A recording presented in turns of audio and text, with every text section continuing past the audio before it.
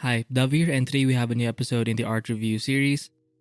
And today we'll be checking out the work of jbstyle. Now, I found this guy. Well, actually, this guy was recommended by by a commenter on one of my shorts because I was doing a lasso fill study in Clip Studio Paint, and the guy mentioned how it's very similar to this person, jbstyle, because they also use obviously in this case they don't use Clip Studio Paint. jbstyle likes to use Adobe Illustrator for the lasso thing, but in Adobe Illustrator and Photoshop, I think it's the pen tool that's being used because you can automatically, it's very similar to the lasso fill in Clip Studio Paint, because I think by default Adobe doesn't have this lasso fill feature. It does have the lasso tool for selections, but it doesn't automatically fill the selection. But you can do that with the pen tool.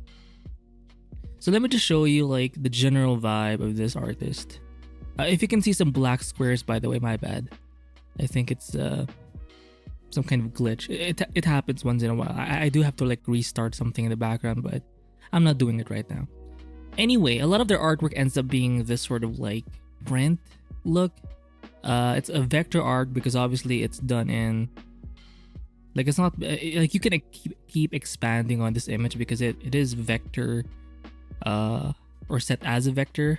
You usually create vector art in the Adobe Sense and Illustrator, and it's nice because it's so flexible. Like you can keep you can either make the image very small or very big. Like it's almost like an endless thing. And they like using black, so it has that graphic manga / comic feel. So you will see some parts of the image where it's just like huge shapes of black, right?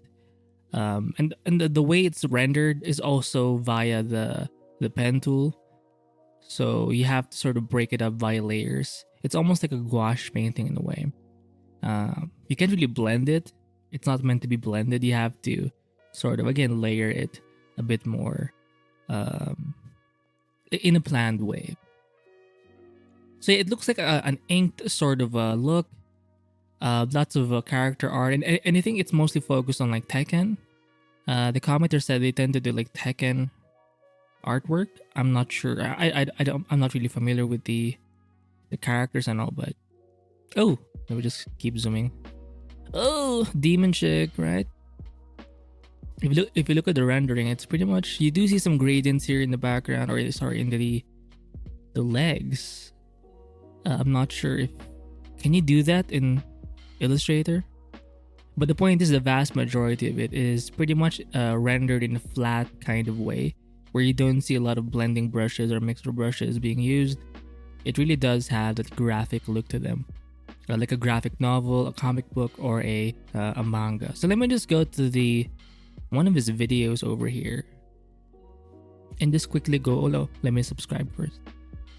Let me go over his like general approach. So he does do the sketch first in Photoshop. You can tell by the user interface, right? And then from there, what they'll do is bring that sketch into Adobe Illustrator. You can tell by this panel right here. This is the Illustrator sort of a look.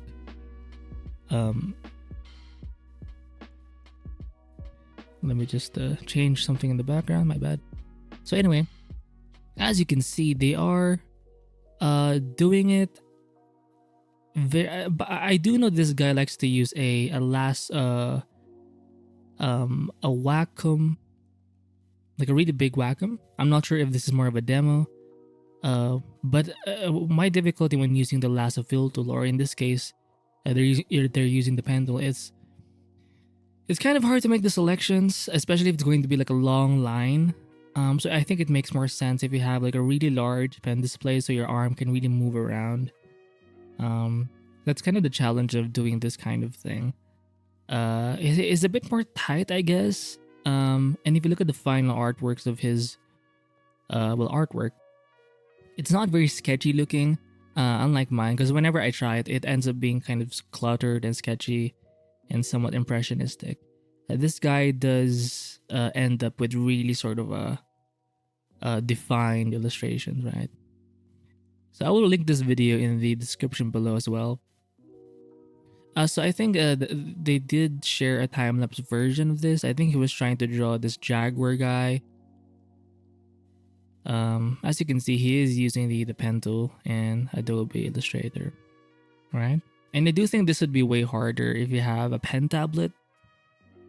I think it's going to be easier in the pen display, especially if it's big. I think you need to have like a significant size to be able to, you know, free up your hand to make these sorts of really specific and really sort of tight selections. But it's so interesting, like he's kind of doing it on the fly in a way. Right? Like you kind of have to do this in one go. And I don't see many like undos. So it's really just you can see a lot of confidence in his selections here. So that's very interesting. So if you're interested in this kind of lasso fill or pen tool sort of look, I do recommend checking out the work of jbstyle, right? So let me just go back to the other video, right? Because he did color this too. So yeah, he did bring the sketch from Photoshop into Adobe Illustrator, and this is essentially the inking stage, right, where he's putting in the blacks. And a good rule of thumb is to make sure that the image stands even if it's just black and white. Even if there's no color, the thing you're illustrating has to have weight already, so it looks already somewhat finished. Even if there's no color or rendering or any kind of extra stuff, the image can stand on its own in black and white. And I think that's a good sort of aim when you're doing the inking phase of any illustration. Look at the way the lips are done, or the mouth. Pretty cool, right? Obviously you would need a lot of experience to know where to put the lines or where to put the inks, right? Because he's even putting some weight in some areas. For example, the bottom part of this like hair ball is going to be a bit thicker than the one on top, because obviously the one in the bottom is in shadow. Because you can actually illustrate like weight or like shadows when you're doing line work. You could just do like a huge black shape, or you could adjust the weight of the line, right? So if something is in light, the line will be thinner. But if something is sort of in the shadow side or in the darker side, it's gonna have more weight to it. And in a way, you're sort of suggesting that that thing is in shadow. So he is applying that principle here, not necessarily with like a brush, but with a selection tool. In this case, the pen tool, right? I think it's called the pen tool. Hopefully I'm saying it right. But you know what, I'll just call it the lasso fill tool, because I am using XPPen. So the equivalent of this would be, in my case, the lasso fill in XPPen. So again, if you'll watch the colors, I think I'm rendering something in the background. That's why I'm experiencing interruptions. My bad.